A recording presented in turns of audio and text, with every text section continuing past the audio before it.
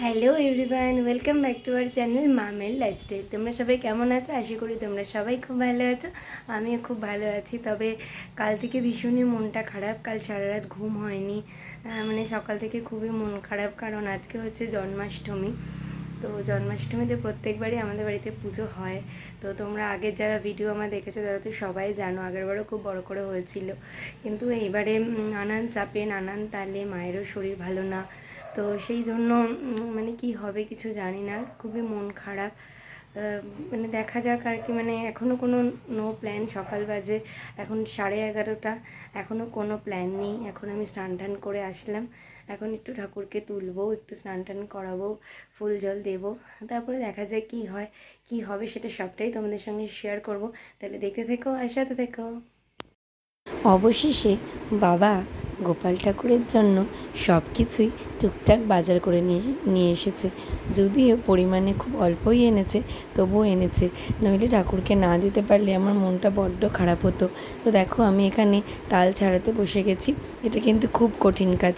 তারপর ঠাকুরের জন্য স্নান করার সব কিছু রেডি করছি। এদিকে দেখো দুধ, গঙ্গার জল, ফুল, তুলসী পাতা সব দিয়ে স্নান করার জিনিসপত্র রেডি করে ফেলেছি। কৃষ্ণ মুরারি রাধে গোবিন্দ, কৃষ্ণ মুরারি ঘনশ্যাম মুকুন্দ মুরারি, ঘনশ্যাম মুকুন্দ মুরারি রাধে গোবিন্দ, কৃষ্ণ মুরারি রাধে গোবিন্দ, কৃষ্ণ মুরারি।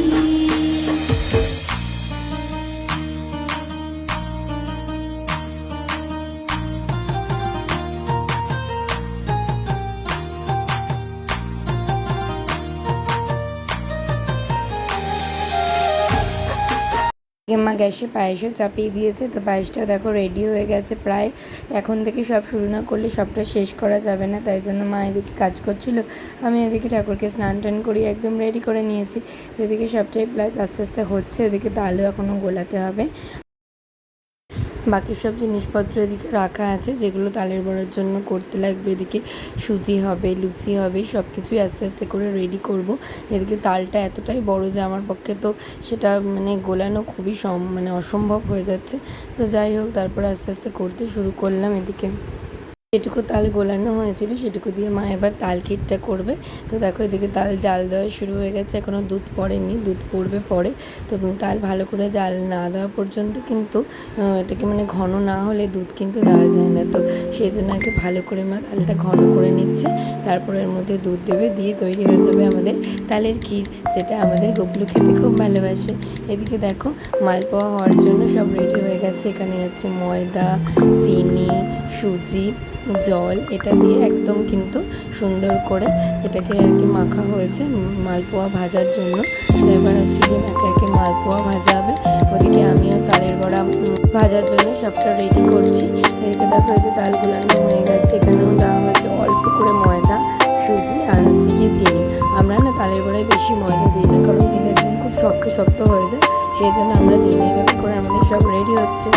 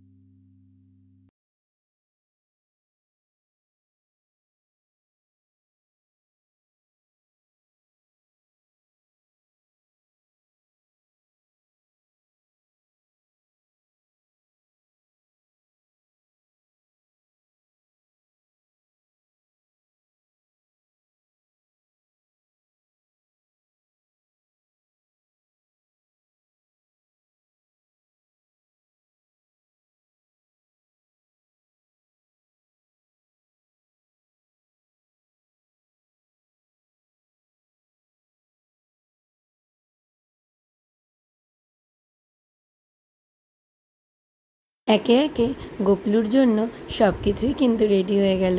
লুচি, সুজি, পায়েস, তালক্ষীর, তালের বড়া, মালপোয়া, কত কি। এখন চলছে ফল কাটার পালা। তো এদিকে আমি দেখো ঠাকুরকে খুব সুন্দর করে কিন্তু সাজিয়ে গুছিয়ে দিয়েছি, ফুল টুল দিয়ে ভালো করে সাজিয়ে দিয়েছি, নিজের হাতে মালা গেঁথে সাজিয়ে দিয়েছি। চলো তোমাদেরকে একটু সামনে থেকে দেখাই আমার গোপলুকে কেমন লাগছে। অবশ্যই কিন্তু তোমরা কমেন্ট করে জানিও, ভালো লাগলে কিন্তু একটু লাইক করো, শেয়ার করতে ভুলো না, আর সাবস্ক্রাইব করতেও ভুলো না। তো যাই হোক, দেখো সব কিছু হয়েই গেছে। এবার হচ্ছে কি পুজো দেওয়ার পালা। পুরো ঠাকুরকে আমি আগেই স্নান টান করে সাজিয়ে নিয়েছি। তো এখন হচ্ছে কি শুধু পুজোটা দিতে হবে। এবার মা এদিকে সব কিছু রেডি করে নিচ্ছে। শেষে সব কিছু করে উঠতে পারলাম। তো একদম দেখো পুরোটা রেডি হয়ে গেছে, সব সাজানো গোছানো হয়ে গেছে। এদিকে প্রদীপ আর ধূপকাঠিও জ্বালিয়ে দিয়েছি, ঠাকুরের সামনে সব কিছু রেডি হয়ে গেছে। এবার মা হচ্ছে কি পুজোটা দেবে, মানে আমাদের একটা গোপাল ঠাকুরের বই আছে, তো সেটাই দেওয়া হবে। তো চলো পুজোটা হোক। এখন বাজে বেলা 3টে। অবশেষে অনেক যুদ্ধ করে লড়াই করে দিনটাকে উদযাপন করার সুযোগ সুবিধা দুটোই হলো। তো এখন সব কিছু কমপ্লিট করা হয়ে গেছে, এখন মা পুজো দেবে। তো এখন রেডি করে দিয়েছি, ঠাকুরের সামনে সব কিছু সাজানো গোছানো কমপ্লিট হয়ে গেছে। সবটা তো তোমাদের সঙ্গে শেয়ার করলামই। তো চলো এখন পুজোটাও তোমাদের সঙ্গে শেয়ার করছি।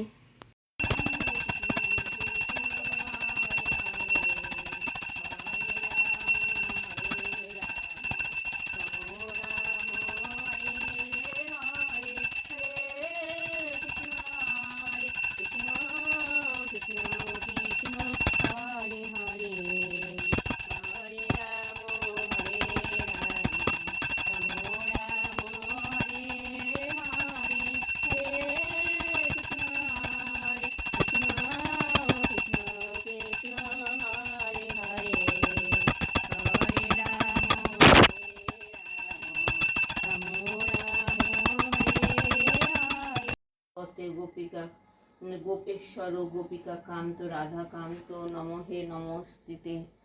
জয় জয় গোবিন্দ গোপাল গদাধর কৃষ্ণচন্দ্র কর কৃপা করুণা সাগর। জয় রাধে গোবিন্দ গোপাল বনমালী শ্রীরাধের প্রাণধর মুকুন্দ মুরারি। হরি নাম বিনে রে গোবিন্দ নাম বিনে বিফলে মনুষ্য জন্ম যায় দিনে দিনে। দিন গেল মিছা কাজে রাত্রি গেল নিদ্রে। পুজো টুজো সব তো কমপ্লিট হয়ে গেছে, সন্ধে হয়ে গেছে, সন্ধ্যে পুজো দেওয়া হয়ে গেছে। মানে আজকে দিনটা কিন্তু প্রায় যুদ্ধ করেই কাটলো। অনেক কষ্ট করে জন্মাষ্টমীর পুজোটা আমরা করতে পারলাম, কারণ মানে এতটা তাড়াহুড়ো করে সবটা অ্যারেঞ্জ করে তারপর ঠাকুরের সামনে ভোগ দেওয়া খুবই চাপের বিষয়। তো যাই হোক, মাকে অনেক রিকোয়েস্ট করে ভগবানেরটা জোগাড় করে নেয়।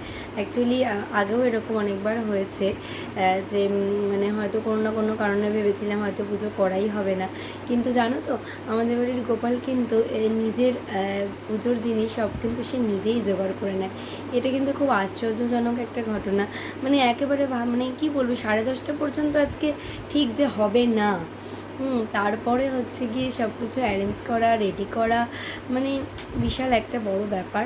তো যাই হোক, মানে ঠাকুরের পুজো কমপ্লিট করতে পেরেছি, মনটাও ভীষণ শান্তি। তো এখন সব কাজ কমপ্লিটও হয়ে গেছে, আমার এখন মানে একদম ফ্রেশ।